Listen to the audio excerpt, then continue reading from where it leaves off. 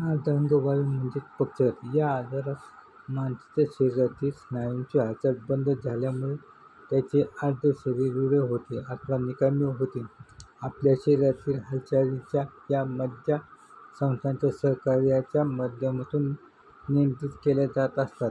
मज्जासंस्था शरीरातील महत्त्वाची यंत्रणा असून ती मेंदू आणि पाठीच्या कण्यामध्ये असते. मात्र अर्धांगवायू झाल्यास मज्जासंस्था आणि मेंदूच्या कार्यात अडचणी येतात आणि शरीराचा अर्धा भाग अनियंत्रित होतो. स्नायू कमकुवत झाल्यामुळे अर्धांगवायू आजार खालावतो आणि शरीराची हालचाल करण्यासाठी स्नायूंची क्षमता पूर्ण कमी होते. अर्धांगवायूची लक्षणे कोणत्याही भागावर जाणवू शकतात. बऱ्याचदा यामध्ये शरीराचा एक भाग निकामी होतो. मात्र काही वेळा दोन्हीकडील भागावर याचा परिणाम दिसून येतो. काही लोकांच्या कमरेखालील भागावर अर्धांगवायूचा परिणाम दिसून येतो. याला पॅराप्लेजिया असे म्हणतात. तर क्वाड्रिप्लेजिया अर्धांगवायूमध्ये माणसाचे 2 हात आणि 2 पाय निकामी होतात. अपघात, मानसिक धक्का अथवा पाठीच्या कण्यामध्ये दुखापतीमुळे अर्धांगवायू होण्याचे प्रमाण जास्त आहे. अर्धांगवायू झटका अचानक येतो. आपल्याला प्रत्येकाला अर्धांगवायूची लक्षणे आणि अर्धांगवायू घरगुती उपचार याविषयी माहिती असणे गरजेचे आहे. अर्धांगवायूची लक्षणे. अर्धांगवायू म्हणजे पक्षाघात ज्यामध्ये शरीरातील काही ठराविक भागातील स्नायूंची हालचाल अचानक बंद होते अथवा मंदावते. अर्धांगवायूचा संबंध हा मेंदू आणि मज्जासंस्थेशी असल्यामुळे या आजाराची प्रमुख लक्षणे हेच की संवेदना अथवा जाणीव अचानक कमी होते. ज्या भागावर पक्षाघात झाला आहे त्या भागामधील स्नायूंची संवेदना अचानक बंद होते. ज्या भागावर पक्षाघात झाला आहे त्या भागामधील स्नायूंची संवेदना अचानक बंद होते. बऱ्याचदा या आजारात एखाद्याचे अर्धे अथवा संपूर्ण शरीर, हात अथवा पाय असे अवयव निकामी होतात. मात्र जर मेंदूचा अर्धांगवायू म्हणजे स्ट्रोक झाल्यास हृदयामधून मेंदूला रक्तपुरवठा करणाऱ्या रक्तवाहिन्या बंद होतात अथवा फुटतात, ज्यामुळे ती व्यक्ती कोमात जाण्याची शक्यता अथवा बेशुद्ध होते. मेंदूला लकवा मारल्यामुळे त्या व्यक्तीच्या संपूर्ण शरीराची हालचाल बंद होते अथवा व्यक्तीची जगण्याची शक्यता खूप कमी असते आणि त्यावर वेळेवर उपचार मिळाल्यास त्या व्यक्तीला जीवदान मिळू शकते. हात, पाय, अर्धे शरीर अशा भागात अर्धांगवायू झाल्यास उपचार करून त्या व्यक्तीला बरे करता येतात. मात्र शरीरातील हे बदल पटकन समजणे गरजेचे आहे. अर्धांगवायूचा झटका येण्याआधी त्या व्यक्तीची मानसिक स्थिती हळूहळू बदलू लागते. जसे की त्या व्यक्तीचे आपण क्षणात विचित्र वागते आणि क्षणात पुन्हा नीट वागू लागते. दैनंदिन कामे करताना त्या व्यक्तीला गोंधळ उडतो, चक्कर येणे अथवा नसलेल्या गोष्टी असल्याचा भ्रम होणे. थोडक्यात अशी मानसिक स्थिती असलेल्या व्यक्तीला अर्धांगवायू होण्याचे एक मानसिक कारण ताण असू शकतो. अर्धांगवायू होण्याआधी एक लक्षण म्हणजे स्मरणशक्तीवर परिणाम होतो. जर एखाद्याला सतत कोणतीही गोष्ट आठवत ठेवण्यासाठी कठीण जात असेल, विचार करणं जमत नसेल, बोलताना अडथळा येत असेल, समोरच्या व्यक्तीचे बोलणे समजत नसेल, उच्चार करताना, वाचताना, लिहिताना त्रास होत असेल, स्नायूंची हालचाल योग्य पद्धतीने होत नसेल, ही लक्षणे अर्धांगवायूची असू शकतात. मज्जासंस्थेमुळे शरीराच्या सर्व क्रियांवर नियंत्रण ठेवले जाते. मात्र जेव्हा या कार्यात बिघाड होतो त्याचा परिणाम इतर अवयवांवर दिसून लागतो. जसे की श्वसन क्रियेत अडथळा अथवा श्वास घेण्यास जास्त त्रास होणे, धाप लागणे, श्वास घेता न येणे, तोंडावाटे श्वास घ्यावा लागणे, श्वास घेताना मोठ्याने आवाज होणे, गरगर लागणे, घसा श्वास अडकणे अशी लक्षणे असतील तर त्या व्यक्तीला अर्धांगवायू येण्याची शक्यता असते. शरीरातील कार्य उत्तम रीतीने होण्यासाठी मेंदूला पुरेसा रक्तपुरवठा व्हायला हवा. मात्र जेव्हा मेंदू अथवा मज्जासंस्थेला रक्तपुरवठा होत नाही तेव्हा शरीरातील कार्यात अडथळे निर्माण होतात. रक्तपुरवठा कमी प्रमाणात मिळाल्यास मेंदूला पेशींना कार्य करणे कठीण जाते, ज्यामुळे तीव्र डोकेदुखीचा त्रास रुग्णास जाणवतो. अतिदाबामुळे रक्तवाहिन्या फुटल्यात अथवा बंद झाल्यास स्ट्रोक येतो आणि त्या व्यक्तीला वैद्यकीय मदत द्यावी लागते. मात्र हा त्रास तात्पुरत्या स्वरूपात असेल तर डोकेदुखीनंतर तो पूर्ववत करता येतो.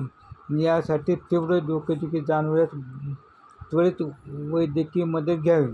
मानसिक स्थितीवर मेंदू आणि मज्जासंस्था नियंत्रण ठेवले जाते.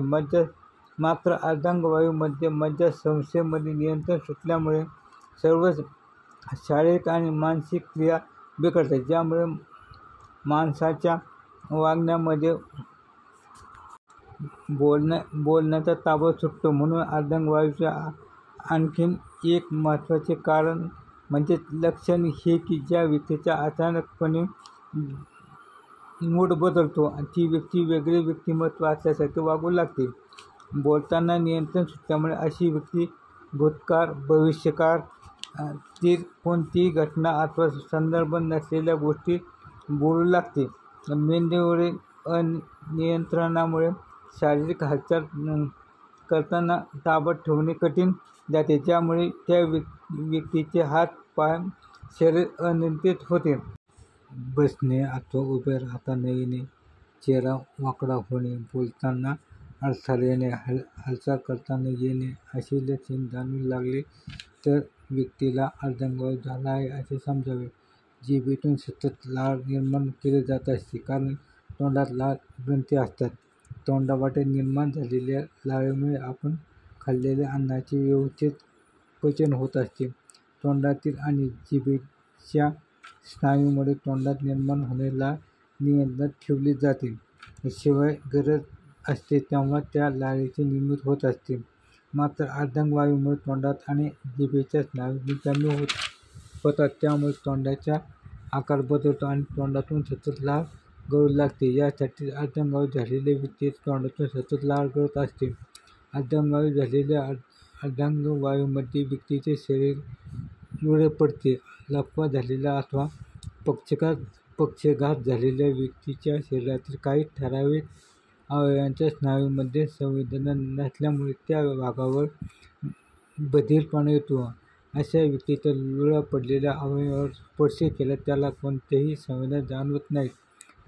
अर्धांगवायू झाल्यावर आपण घरगुती उपाय कोणते करू शकतो ते पाहूयात.